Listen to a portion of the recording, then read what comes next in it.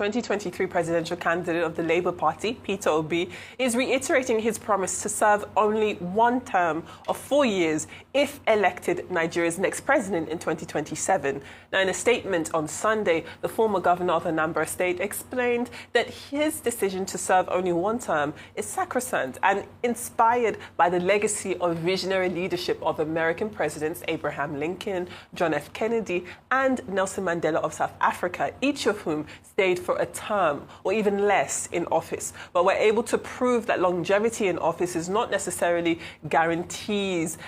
something that guarantees success, but rather it is how impactful and purposeful the leadership. That is what matters most. Now, responding to critics of his decision to serve only one term, Obi said that they should desist from judging him by their own corrupt standards, stressing that his word is his bond. Meanwhile, the Chief of Staff to the President, Honorable Femi Gbajabiamila, has mobilized former legislators in support of President Bola Ahmed Tinubu's second-term bid and urged northern political leaders to support the project. This is just as the Northern Caucus of the National Forum of Former Legislators have endorsed the Southern presidency in 2027 and President Tinubu's re-election. Now, Gbajabiamila appealed to the 2025 dialogue session of the Northern Caucus of the National Forum of Former Legislators, which was hosted by him in Abuja. He described President Tinubu as a leader whose track record and commitment to national unity warrants unwavering support. He pointed to the ongoing infrastructure projects across northern Nigeria, including road networks, rail line expansions, and agricultural revitalization efforts, as evidence of the administration's balanced approach to national development. Well, joining us on Political Brief to discuss these stories is Arise Director of News and Politics Editor Sumner Sambo. Good morning, Sumner. Thank you so much. Good morning. I hope you can hear me. Femi, good morning. Good morning. Vimbai and the rest of us. Good morning, Sumner. Okay, well, where do we start from? Sumner Sambo. Let's deal with the Peter Obi issue first. I have a report here, or a WhatsApp message from Chika Nabuife, Head Media Subcommittee, Anambra South Zona Mega Rally. He used to be my colleague at The Guardian.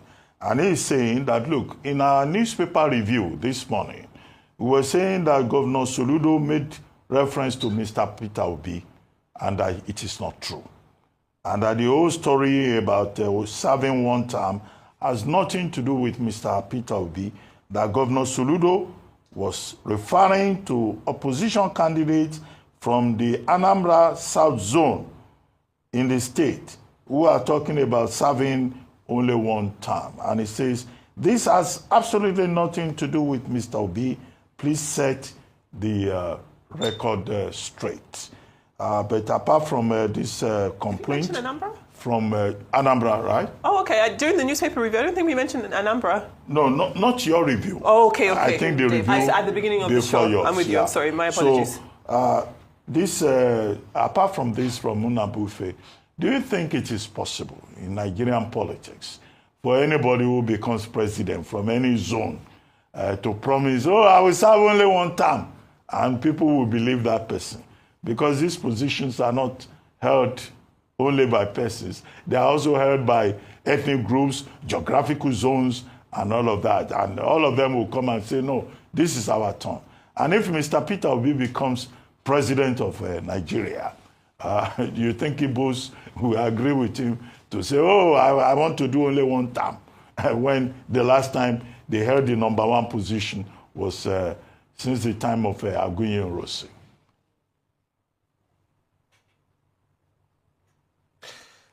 Very interesting proposition by Mr. Peter Obi there. And then, of course, your question is very, very apt. There's always been this mutual distrust between Nigeria's ethnic groups, especially when it comes to the presidency. But like you have said, if he does come to power, it will be a different ballgame. But don't forget that your former boss, former President Goodluck Jonathan, then as president of Nigeria in 2010-2011, had proposed a single term of 6 years. Having seen how the presidency is being used like a football to be kicked around the 6 geopolitical zones, he has said that, look, if we want this country to move better and for us to achieve this rotational presidency, I think one term of 6 years will be better. And so that's the context from which I'm saying this proposition by the former Labour Party presidential candidate in 2023. And he's putting his integrity at stake. And, you know, it's like advertising. Peter Obi is pitching to the north and pitching to the rest of the country. But what I want to say is that Nigerians should critically take a look at it. They should give it a huge consideration, considering the challenges that we have right now. The Southwest itself, from which President Tinubu comes from, has enjoyed this Fourth Republic more than other component parts of the country. And I think Peter Obi was trying to direct that to other parts of Nigeria to take a critical look at it, because Obasanjo did 8 years. We've had Tinubu now completing one term, which will now make it 12 years by 2027. So if Peter Obi is able to, you know, put his integrity more at stake and reach out to the right stakeholders, he could actually pitch this in a better position that will make it look like the Southeast can conclude that 4 years that's left for Southern Nigeria and that he stands a chance. People should hold him by his integrity. Yes, of course, he actually did well in the last presidential election, and his integrity is at stake. But the major problem that I have with him is not this pitching that he has brought in place. It's for the fact that he's confusing his followers, his supporters at the moment, because they don't know whether he's in ADC or he's still in Labour Party. And so that in itself, that he does not have a strong political vehicle that they can count on right now, is counting against him compared to this pitch. But this pitch that he has brought is a very, very perfect pitch. It aligns with what then President Goodluck Jonathan has said. And I think rational Nigerians who think politically and want the sustenance of this country should actually consider it, and they can hold the Southeast and Mr. Peter Obi to this one-term proposal. It's a very good proposal, conclude the 4 year of the South. But of course, then you have the biggest elephant in the house, President Bola Tinubu. Can he, if given the opportunity by ADC, for example, defeat a Bola Tinubu who is an incumbent, who has all the appurtenances of power, the coercive apparatus of state to wriggle his way into 2027. Okay. Well, it's left for us to see. Except that nobody says ice cream in politics. Bola Tinubu is not going to give ice cream to another person because he wants to be seen as nice. That's not the arena for politics. Vimbai? Now, beyond the politics of zoning, you know, we also have to look at what's realistic and what's achievable. 4 years, do you think that's enough for anybody to make a real impact in governance of this country? Especially what we've seen with this current president, the fact that reforms take time and they're saying we're turning the tide and so forth. Generally speaking, most people believe that 4 years is not long enough to make an impact. What do you think of this? Well, I think Nigerians should actually do away with that mentality. Yes, it may not be enough, but if, for example, Peter Obi is coming to build on the reforms already put in place by President Tinubu, all he needs to do is to also introduce other reforms in other places.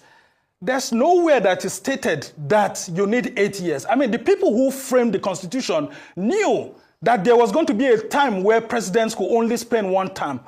And so if the electorate feel that the presidents, the incumbents have performed, they can renew the term. And if they feel that the incumbents have not performed very well, then the people have the last card to actually kick the president out of office. So the people who put this provision in the Constitution could have as well said it should just be a one term of 8 years. But they said, no, let it be a renewable term. And so if you have someone who is really strong in reforms, who really wants to put the country first, I mean, take, for example, former President Umaru Musa Yar'Adua. He spent less than 4 years in power, about 2 years plus, and we are still talking about him today. The reforms he put in place, that, like for example, the amnesty program in Niger Delta, they are still ongoing. So we need statesmen at this moment. We've had enough of politicians who come to do 8 years, and we don't seem to have enough, including those politicians who wanted to extend their tenure from 2 terms of 4 years, like Obasanjo, where we had corporate Nigeria, for example, coming together in 2027, in 2006, 2007, wanting to extend the tenure of Obasanjo. If we want a reformist president, someone who just wants to put the country in good shape and then leave for the right leaders to come into place, I think we can do it. We can hold Peter Obi to his words, or even President Bola Tinubu, if his term is going to be renewed, hold him to some reformist agenda. It's long enough for us to just be giving people terms and compensating them because they have 2 terms or because they are from different regions. Can we try something new, for example, for the first time?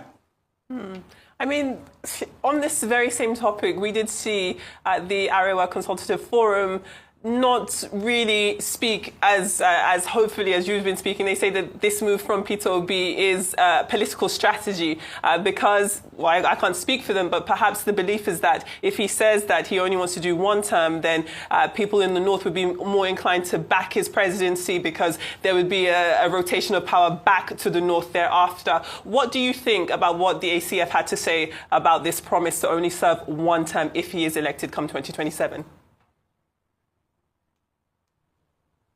Yeah, it's a very good pitch, and the ACF and other component parts of northern Nigeria would want to actually give it a thought. But of course, then comes the question. It's not even about Peter Obi's proposal. My greatest fear for Peter Obi is that which major political party will hand over its ticket to him. Because the greatest fear is that Peter Obi, going into ADC, for example, can he stand an Atiku Abubakar at the primaries or a Rotimi Amechi at the primaries? Because Peter Obi has not really, if you look at his political trajectory, he has never stood at any major political primary and won that primary. In 2022, it was supposed to be his major test of national baptism in a major political party, but he left the PDP. The other times he was just as governor in 2003, and of course, you know what happened with Ngige and all of that, and he came and he got a renewable time. So 2022 was supposed to be his major test, but he left PDP, went to the Labour Party, and of course, you know what happened, and the ticket was handed over to him. Now, if a bigger political party, he wants to represent that big political party, he would have to face the bigger guys, like for example, Rotimi Amechi or Atiku Abubakar. Can he defeat Rotimi Amechi or Atiku Abubakar in the ADC? Or is the Labour Party, as it stands right now, are they willing to give him the ticket? Because we hear that some of them are not willing to give him the ticket. So beautiful proposition, but the platform now is the major problem that I'm saying. And the North will look at it from that prism and say, look, does he stand a chance? But look at Atiku Abubakar to also pitch in a 1 term. Can he be trusted? Can the Northerners agree? Is it not easier for them to go with Bola Tinubu and be sure that in 2031 they will get it back than for them to go with an Atiku Abubakar that they are not sure? And then, of course, it will affect the geopolitics of the Nigerian polity. So it's left for Nigerians to decide.